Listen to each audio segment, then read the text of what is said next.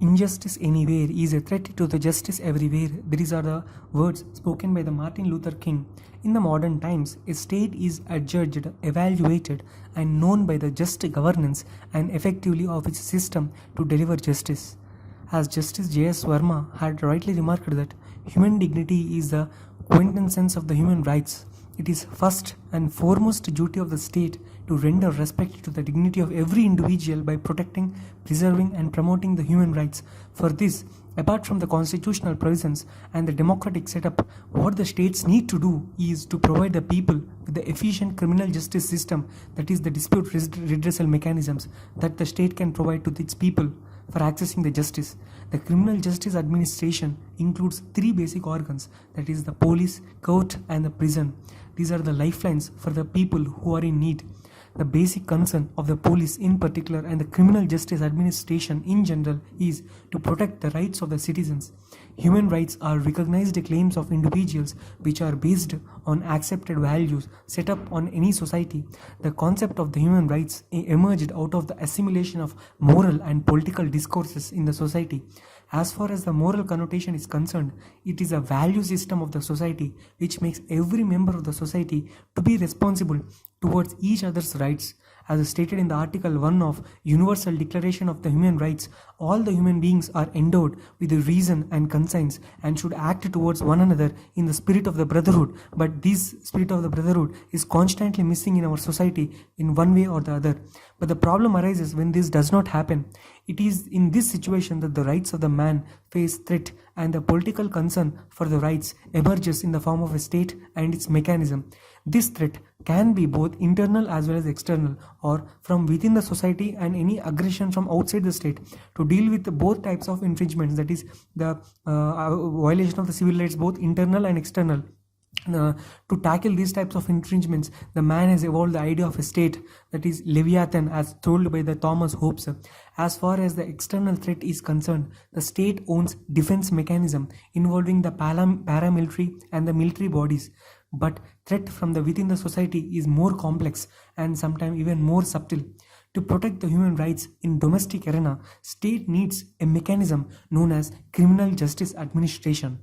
The police is a primary and the frontier agency of this criminal justice system. It is a police which not only brings the culprits before the judiciary but also checks any further infringement of the human rights beforehand by maintaining the law and order. The police agency directly deals with the people, hence it is a significant body to protect the human rights. But the role of the police is also marred by the paradoxical situation when the very rights it's supposed to protect comes under the threat at the hands of the police itself. Almost all the human rights agencies, whether governmental or non-governmental, have reported a received complaints against the police as a major violator of the human rights. The human rights situation is sometimes presented in the media in simple terms as the black and white, without analyzing the complexities of the situation and the role of the police. The working of the police is not independent. It must be understood that it depends upon the policies and the laws of the state and the social milieu which it operates. Police cannot be viewed as an independent body. It is to be studied as an organ under the criminal justice system. Hence, the nature of the criminal justice system working in India must be studied detailedly. Criminal justice system administration provides the legal arrangements and the procedures through which a citizen can seek justice in the case of a violation of his rights, and he can also seek appropriate compensation and redressal for it. The criminal justice system includes a certain multiple subsystems such as police, prosecution, judiciary, prisons, and a number of coexisting social control mechanisms outside the formal state system.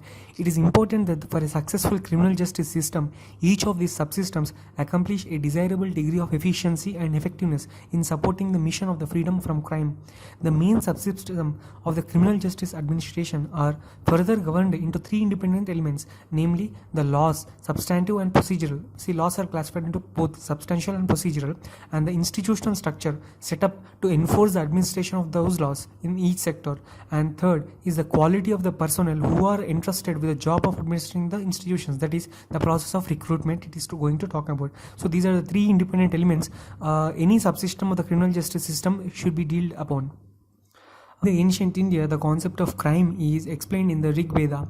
The Rig Veda defines Jiva Grib as a person with a duty to control the crime. Manusmriti also mentions the concept about the patrolling, spy system, police posts to be administered by the king, and also the Kautilya Arthashastra also gave a detailed account of the criminal administration. He gave the concept of the Durgapal or Kotpal as a specific officer with a duty to control the crime. He also emphasized over a strong Guptachar or spy system. Ashoka the Great also used a well-oiled spy system. So these are in ancient India, these are the systems that are used by the kings and the practices that are used to control the crime and maintain the law and order systems in ancient India. In the medieval India, Afghan rulers introduced Fagdar or Kotwal, who was in charge of law and order. The Kotwal to perform the duty like patrolling, guarding, vintage points, etc., like a police officer. And also the Mughal rulers also continued with this office of the Kotwal. Powers of Kotwal are well defined in Ain-e-Akbari, a book written by Abu Fazl, one of the ministers of the Mughal Emperor Akbar. Under the Mughals, at provincial level, there are Subedars or Nazim, under whom there were many Fagdars. Fagdars is nothing but the Kotwal or Fagdar introduced by the Afghan rulers. And next at the village level, the Mughals have introduced the rural policing, that is rural policing, and also appointed the Chaukidars under the Fagdar at the village level to control the maintain law and order crime system. It was during the British period that the modern Indian criminal justice administration emerged. The Britishers not only introduced the Western system but also blended it with the Indian traditions. In 1862, Indian Penal Code (IPC) came into operation. That was drafted by the First Law Commission of India. The president was the Lord Macaulay, was the president of the First Law Commission of the India. He drafted the Indian Penal Code. But what's the problem was in the Indian Penal Code, the criminal law of India has been codified. It deals specifically with the offences being the substantive law, because it is a substantive law, but the process to be followed is not there. So for the proper trial of the offences provided under the Indian Penal Code, the procedural law was necessary, but prior to 1887, there was no such uniform consolidated criminal procedure for the entire British India. So there was a few separate acts for the presidency towns and provinces. Having realized the necessity of a uniform criminal law procedure, a uniformity was introduced in 1882 for the whole British India, both in presidency towns Calcutta, Madras and Bombay, and also in the Mofussil courts. Thus, a uniform uniform CRPC code was passed in 1882.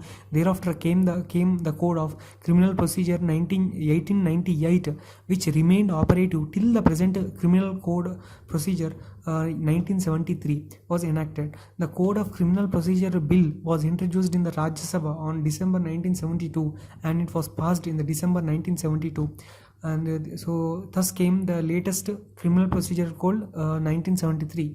So by adopting all the amendments carried out by the Lok Sabha, the Criminal Procedural Code got established, and it also got as a president assent. So in the West, there are two models of criminal justice systems, that is in the foreign, that is in the Europe, and that is in the America. There are two models of criminal justice administration. One is adversarial systems, and the second one is inquisitorial systems. The former, the adversarial system, was adopted by the Anglo-Saxon system of England, which later greatly influenced the Indian system of criminal justice. Under this adversarial system, the role of the courts remained passive and the burden of proof lies on the individual. But in the inquisitorial system, which was adopted by the France and other continental nations, the courts perform the investigative role. As India is a poor country, the burden of proof over the individual can sometimes adversely affect the delivery of injustice. From the above observations, it is clear that under the Indian criminal justice system, the question of injustice cannot be separated from the issue of social justice.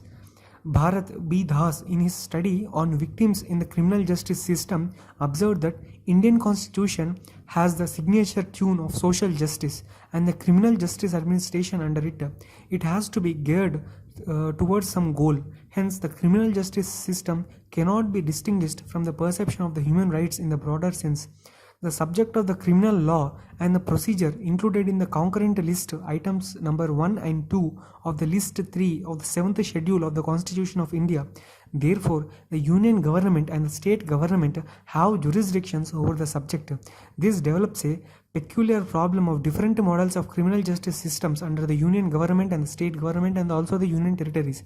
This can lead to the denial of the natural justice to the citizens.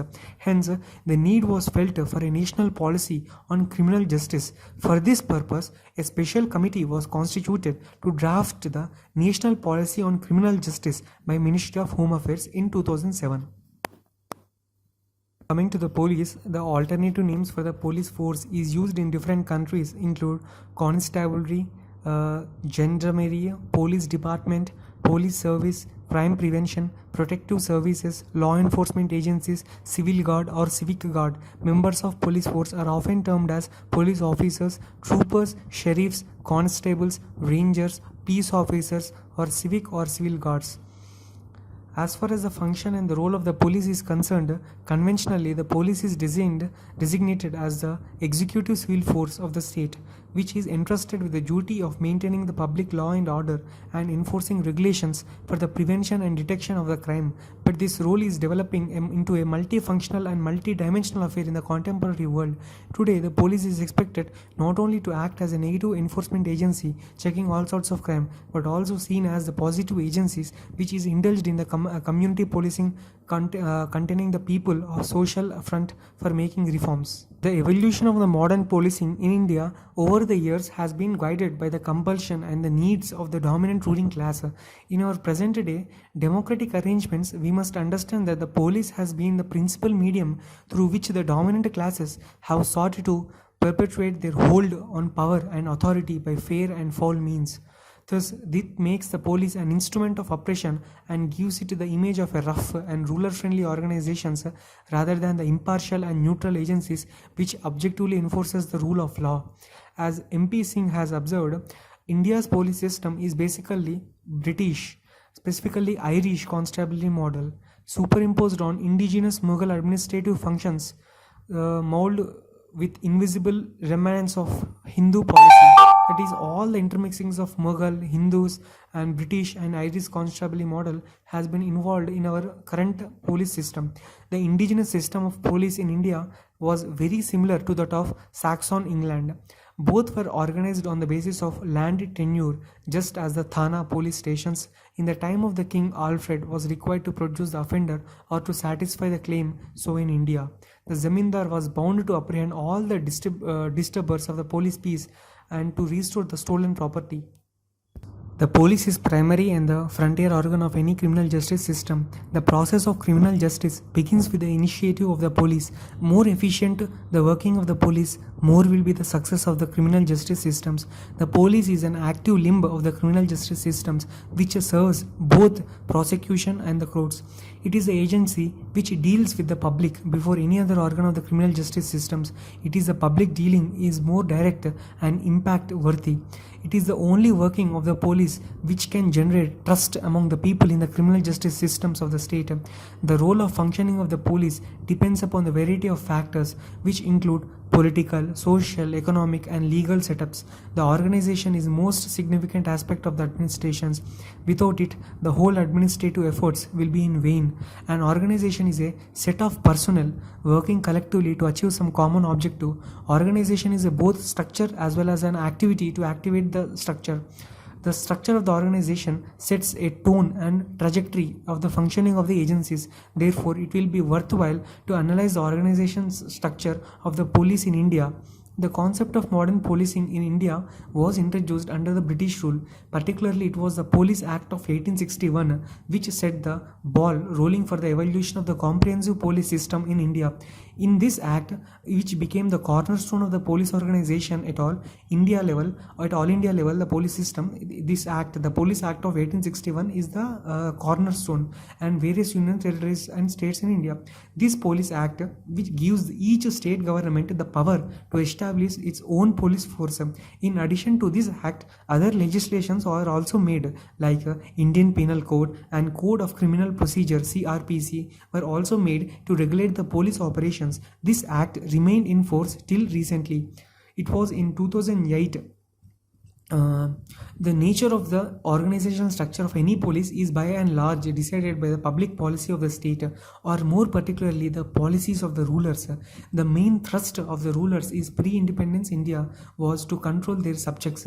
Therefore, the police structure was so built which was meant to act as an efficient instrument for the prevention and detection of the crime. Though after the India got independence, a democratic system was adopted which was meant to act as an instrument of service to the people, but the Police Act of 1861 continued to be in practice for the criminals.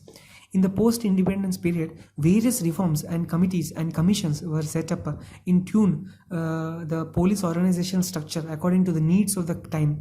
These commissions have been constituted to review the functioning of the police, identify the flaws within the existing system of administration, and make recommendations. The National Police Commission 1977 by the Union government, it was given a wide terms of reference that included the organization, role, function of the police, how it should be. That was given by the National Police Commission 1977. The police public relations, political interference in the public work offices, and misuse of police powers, and the police accountability and the performance evaluation is done by this commission, National Police Commission. The commission produced 8 reports between 1971 to 81. Lastly, it prepared a draft of a new Police Act to replace that of Police Act 1861. That is, so as to replace the Police Act of 1861, it also made a draft.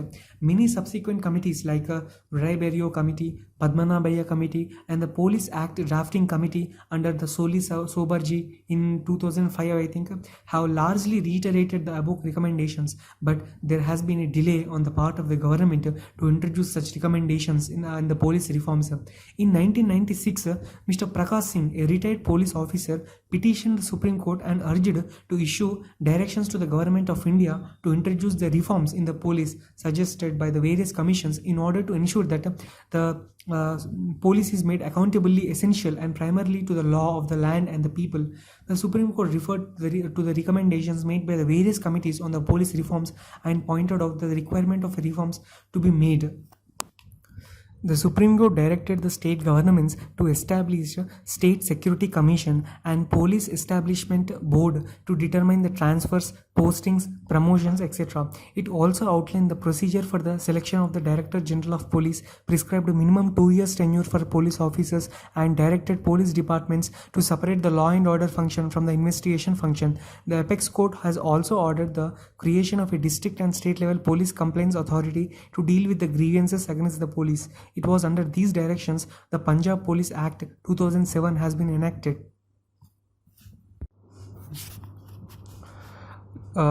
So if we come to the organization structure, each of the 28 states of India has a police force.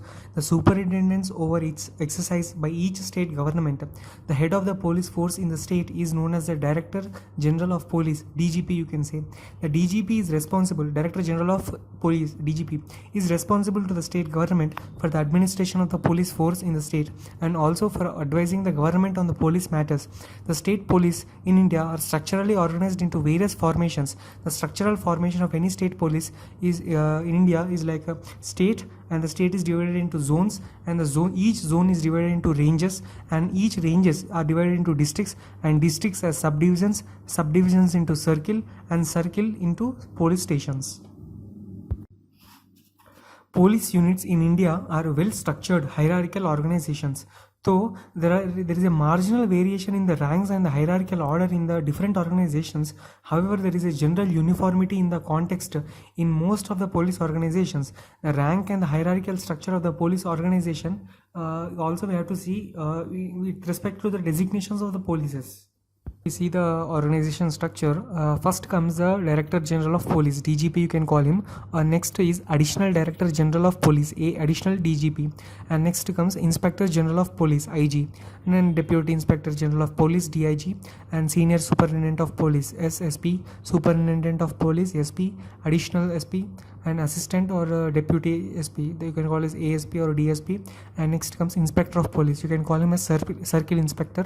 And next after Circle Inspector you can come as Sub Inspector, SI, the CI, SI, and Assistant SI, and next Police Head Constable and Police Constable. So this is the hierarchy in the things.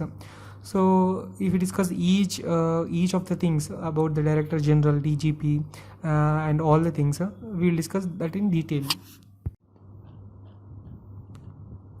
When coming to each position and the designation of the member of a police organization, the first comes is Director General of Police, that is DGP. For the overall direction and supervision of the police force, the state government appoints a Director General of Police who exercises power, performs the functions and duties and responsibility and authority as prescribed by the state government.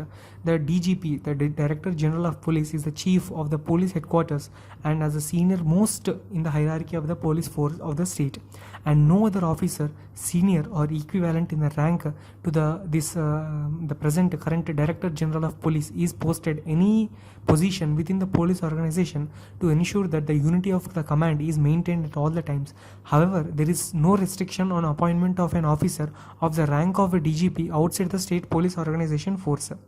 And next comes the additional Director General of Police, that is additional DGP. Additional DGP is a high-ranking police officer in the Indian states and union territories. All the ADGPs are IPS officers and are in the above super time scale grade. The equivalent position or designation in the state government or the government of India of ADGP are as what are the grades or the designations given to the additional DGP are nothing but the Commissioner of Police, you can call in a city, or a special additional director, special or additional director GOI, or a special additional secretary, cabinet secretary, so on like that in a state and the government of India. The rank insignia, that is the logo which the ADGP and DGP wears, is additional DGP and the DGP Commissioner of Police of the city is the national emblem over the cross, sword and baton. That is his designation, the baton, IPS, plus the cross, sword and plus the national emblem. And next comes the Inspector General of Police, IGP, you can call him an IG. The Inspector General of Police is a 2-star rank officer and one of the senior most officers in the state police forces, which usually head the police force in each city. All the Inspector Generals are Indian Police Service, that is IPS officers. They are in some states the Commissioner of Police for a city, that is they are the head police officer for that particular city. The rank insignia, the rank insignia, that is the logo that they wear is a star, or you can call it as the 1 star above the cross, sword and then a baton. Deputy Inspector General, that is DIG, you can call Deputy IG, an officer of the rank of the Deputy Inspector General of the Police, heads each police range. That is, we have already discussed it, right? The zones are divided into ranges, so then the ranges to districts. So the General Police Headquarters of the police range, he is the head, DIG is the head. He supervises the police administration of the range, field formations, that is police districts, circles, police stations and other police units under his charge. That is, as I told, he obviously is a range officer, so districts under him he is the head DIG, and also the circles, police stations, thanas and other police units, he is the in charge. And the insignia you can see here is a 3-star emblem followed by the 3-star and then IPS. What DIG does is he directly to the Zonal Inspector General of Police, that is Zonal IG, he can directly report. The range officer consists of the following branches, that is General Branch, Force Branch, Crime Branch and Law and Order Branch. Also the account branch and the computer wing. So next comes this SP, Superintendent of Police. The administration of the police throughout the district vests in the officer of the rank of Superintendent of Police, SP. For an effective and efficient administration of the police district, the Superintendent of Police, assisted by many additional assistant and deputy SPs, are deemed necessary. That is SP, ADSP, that is additional and assistant, and deputy SP, DSP, many ASP, DSP are assistants to him and necessary if necessary. You can see the insignia, that is the emblem followed by a star and then a baton.